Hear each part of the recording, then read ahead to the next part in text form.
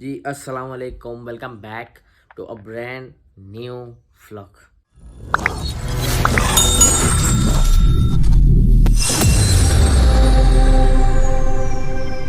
جی کیسے آپ سبھی لوگ، امید کرتا ہوں آپ سبھی لوگ خیریت سے ہوں گے، طبیعت سے ٹھیک ہوگی، سبھی اپنا دھیان رکھ رہے ہوں گے اور سب اپنی اپنی لائف میں خوش ہوں گے، بڑھیا ہوں گے، ٹھیک ہے۔ تو آج آپ کو پتہ ہے جیسے کہ آج 4 محرم ہے، ٹھیک ہے۔ تو آج مجلس میں جانا ہے۔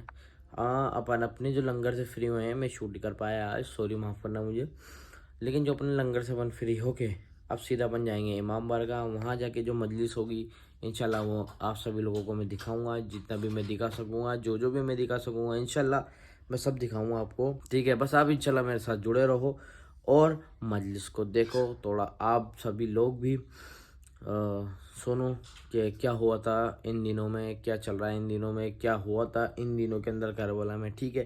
جیسا بھی ہوگا انشاءاللہ وہاں پہ آپ کو میں جا کے بتاؤں گا، ٹھیک ہے۔ تو فی الحال تو ابھی میں نکلتا ہوں اور سیدھا آپ سے پھر وہیں ملتا ہوں۔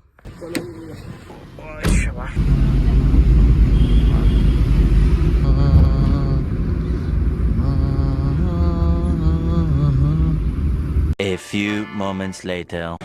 عزیزان گرامی توجہ فرمائیں، اہل بیت کو نہ جنت کی ضرورت ہے، نہ کوثر کی ضرورت ہے، نہ سلسبیل کی ضرورت ہے۔ کیوں؟ اس لیے کہ جس کے صدقے میں کائنات خلق ہوئی ہو اسے ان سب چیزوں کی کیا ضرورت ہے؟ ضرورت ہمیں ہے، ان کو نہیں۔ توجہ عزیزان گرامی، اور ہماری ضرورت کب پوری ہوگی یہ تمام چیزیں، چاہے وہ جنت ہو یا حوریں ہو یا سلسبیل ہو یا کوئی بھی چیز ہو جنت کی، جب ہم درے اہل بیت سے وابستہ ہوں گے۔ توجہ فرمائیں عزیزان گرامی، ابھی میں نے رضا صاحب کے یہاں اسی موضوع پر گفتگو کی تھی، قرآن و قرآن۔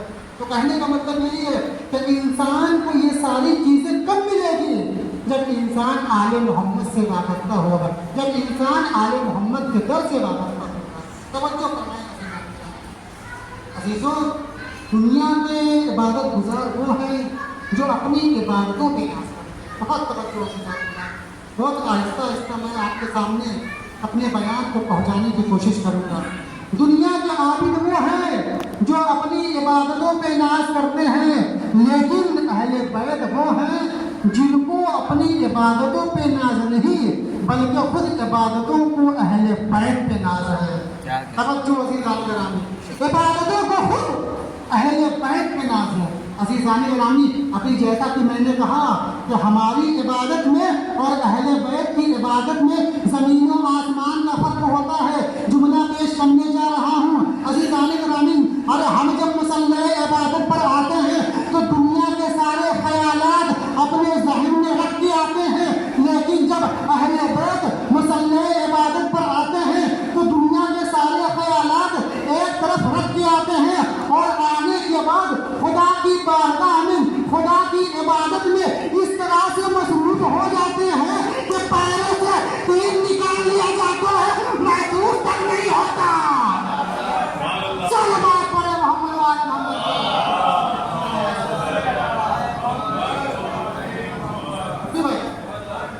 پیروں سے تیر نکال لیا جاتا ہے لیکن محسوس تک نہیں ہوتا۔ عزیزوں، اگر ہمیں عبادت کا طریقہ سیکھنا ہے تو درے اہل بیت پہ آنا پڑے گا، وہی سکھائیں گے عبادت کا اصل طریقہ، وہی بتائیں گے کس طرح سے عبادت کی جاتی ہے، اور لذت عبادت کا مزہ انسان اس وقت چکھ سکتا ہے جب وہ آل محمد کے در سے وابستہ ہو۔ عزیزان گرامی، میں یہ جملہ ہمیشہ کہتا ہوں جب عبادت سے متعلق میری گفتگو ہوتی ہے تو میں یہ جملہ ہمیشہ کہتا ہوں، اگر انسان لذت عبادت کو محفوظ کر لے تو اپنے سر کو سجدے معبود سے کبھی اٹھائے گا ہی نہیں۔ کیا کہنا؟ اگر انسان لذت عبادت کو محفوظ کر لے تو اس کا سر ہمیشہ سجدے معبود میں جھکا ہوگا۔ کیوں؟ اس لیے کہ اسے پتہ چل جائے گا کہ نماز کن کن چیزوں سے ہمیں دور رکھتی ہے اور کیا کیا چیز دلاتی ہے اور کن کن مصیبتوں سے ہمیں محفوظ رکھتی ہے۔ عزیزان گرامی، ایک بات میں آپ کے سامنے عرض کر کے میں نماز کیا ہے عزیزان گرامی، انسان کو کوشش کرنا چاہیے کہ چاہے وہ گھر ہو یا کہیں بھی ہو، اگر اس سے काम में है तो मस्जिद में आए और आने के बाद खुदा की बारगाह को जारी व सारी रखें। इसलिए यही मस्जिद रोज़े क़यामत गवाही देगी कि मैं मौजूद थी लेकिन यहाँ कोई पढ़ने वाला था नहीं। तो इंसान को कोशिश करना चाहिए चाहे जहाँ भी रहे जिस हाल में रहे बिलखुसूस मस्जिद में आने की कोशिश करनी चाहिए, इसलिए कि मस्जिद में नमाज पढ़ना है। जैसा कि आपको पता है अगर इंसान घर में एक नमाज पढ़ता है तो उसको एक रकात का सवाब उसको एक रकात के बराबर मिलेगा, लेकिन अगर जामा मस्जिद में नमाज पढ़े तो एक रकात का सवाब उसको 100 रकात के बराबर मिलता है। इसका बात पढ़े मोहम्मद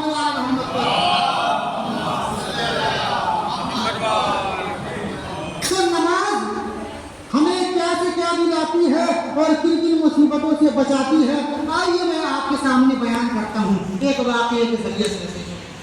दो दोस्त हैं, तवज्जो अज़ीज़ान, वाक़या बहुत ही दिलचस्प है। देखो अज़ीज़ों, इंसान वाक़यात का तज़किरा क्यों करता है, क्यों बयान करता है? इसलिए कि हर वाक़यात में कोई न कोई नसीहत छिपी रहती है, इसीलिए इंसान वाक़यात को पेश करता है और इंसान वाक़यात से ज़्यादा मायूस होता है, ज़्यादा महसूस करता है और ज़्यादा मोहब्बत करता है और बहुत समाज भी करता है। इसीलिए वाक़यात का तज़किरा होना पड़ता है। तवज्जो फरमाएं, दो दोस्त आपस में सफ़र कर रहे हैं, सफ़र करते करते इतने में नमाज का वक्त हो गया। अब एक शख्स ने अपने सफ़र को रोका और नमाज पढ़ना शुरू कर दिया, नमाज पढ़ना शुरू कर दिया, लेकिन दूसरे दोस्त ने नमाज नहीं पढ़ी। बहुत तवज्जो से अब नमाजी शख्स ने बेनमाजी शख्स से कहा कि तूने नमाज क्यों नहीं पढ़ी? तो उसने कहा भाई साहब नमाज पढ़ने से क्या मिलता है? अज़ीज़ाने गिरामी, अब नमाजी शख्स ने बेनमाजी शख्स को बहुत सारी हदीसें सुनाई कि नमाज पढ़ने से ये होता है, नमाज पढ़ने से वो होता है, लेकिन ऐसे वैसे तो नमाज समझ में नहीं आती जो इंसान नमाज से कैसे दूर रहता है। तवज्जो अज़ीज़ाने गिरामी, एक जुमले पर मैं तवज्जो चाहता हूँ। तो उसने कहा नमाज पढ़ने से क्या मिलता है? उसने कहा कोई बात नहीं।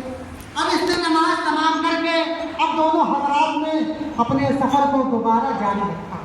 तवज्जो से अब चलते चलते नमाजी शख्स को एक पत्थर से ठोकर लगी। तवज्जो से गिरामी, अरे ठोकर का लगना था कि उसके पैरों से खून जारी हो गया। तवज्जो से गिरामी, उसके बाद अब ये दोनों दोबारा चलने लगे। अब बेनमाजी शख्स को चंद कदम के बाद उसको भी एक पत्थर से ठोकर लगी, लेकिन उसको ठोकर लगने के बाद उसी पत्थर के नीचे से चंद सोने की अशर्फी मिली। तवज्जो से गिरामी, अब ये दोनों परेशान हैं। अजीजों, अब बेनमाजी शख्स नमाजी शख्स की तरफ देखकर कहता है देखा तूने नमाज पढ़ी तो तुझे क्या मिला? अरे मैंने नमाज न पढ़ी तो मुझे क्या मिला? तवज्जो गिरामी, मैं नतीजा बाद में पेश करूंगा कि जिसने नमाज नहीं पढ़ी उसे क्या मिला और जिसने पढ़ी उसे क्या मिला। बहुत तवज्जो गिरामी, अब ये दोनों हैरानी परेशान हैं। हज़रत इमाम जाफ़र सादिक़ अलैहिस्सलाम के बारगाह ये दोनों हज़रात जाते हैं और जाने के बाद अपना अपना कज़िया बयान करते हैं। अज़ीज़ाने गिरामी, अब मैं यहाँ से बिलखुसूस तवज्जो चाहता हूँ इसलिए कि नतीजा अब मैं पेश करूँगा। अब ये दोनों इमाम के पास जाते हैं और जाने के बाद अपना अपना कज़िया बयान करते हैं। तो इमाम ने फरमाया, तवज्जो अज़ीज़ाने गिरामी, शाहिद साहब बतौर ख़ास तवज्जो चाहता हूँ। अब इमाम ने फरमाया अरे जिसको ठोकर लगने से खून जारी हुआ अरे उसकी वहाँ मौत थी, लेकिन नमाज ने उसकी मौत को टाल दिया। और जिसको ठोकर लगने से चंद सोने की अशर्फी मिली अरे उसको कायनात की हुकूमत मिलने वाली थी, लेकिन नमाज को तर्क करके उसने अपनी हुकूमत को तर्क कर दिया। अज़ीज़ाने गिरामी, तवज्जो चाहता हूँ, अगर नमाज की अहमियत को जानना है तो करबला के मैदान में आइए। नमाज की अहमियत को इमाम हुसैन ने तीरों की बौछार में करबला के मैदान में कब्ज़ा हुए सहरा में नमाज पढ़ के बता दिया कि देखो नमाज को तर्क ना करना, इसलिए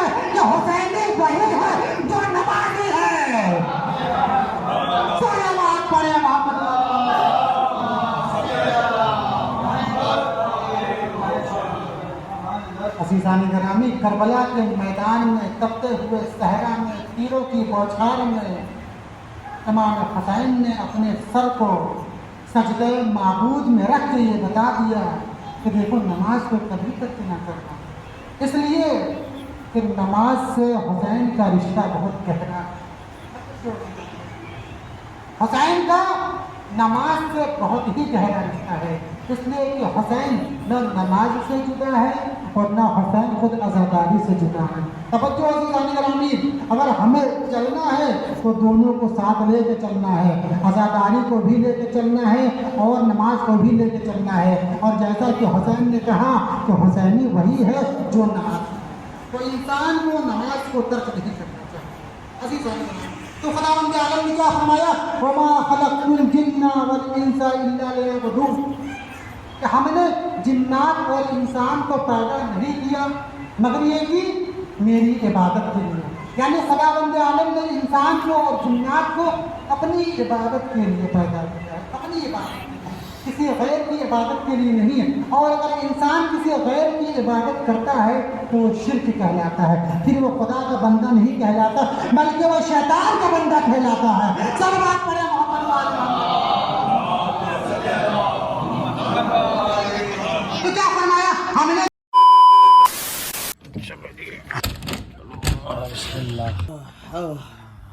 तो माशाल्लाह से मजलिस पूरी हुई, माशाल्लाह से पूरी मजलिस पूरी हो गई।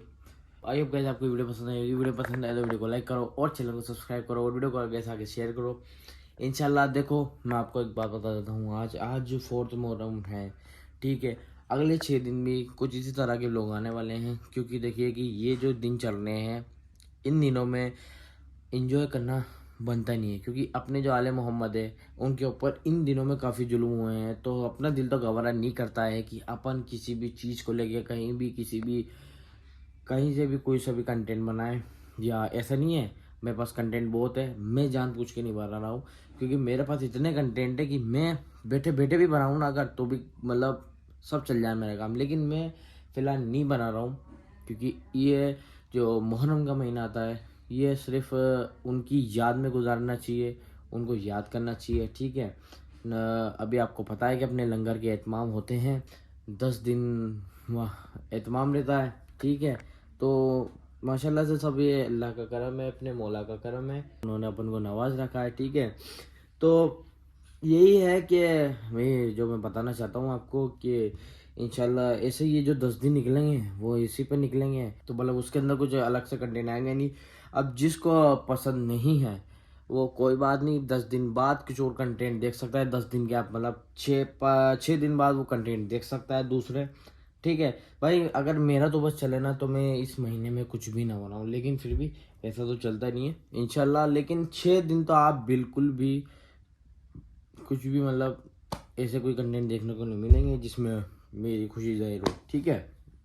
तो आई होप गाइस आपको ये वीडियो पसंद आएगी। वीडियो पसंद आए वीडियो को लाइक करो और चैनल को सब्सक्राइब करो और वीडियो को आगे से आगे शेयर करो, सबको दिखाओ और सबको पता लगना चाहिए कि इन दिनों में क्या हो रहा था, ठीक है। तो मैं मिलूंगा आपसे बहुत जल्द, यानी कि कल इंशाल्लाह नेक्स्ट व्लॉग में नए कंटेंट के साथ। अपना ध्यान रखिए, अपने माता पिता का ध्यान रखिए, सबका ध्यान रखिए, बहुत जल्द मुलाकात होगी इंशाल्लाह। तब तक के लिए अल्लाह हाफिज़।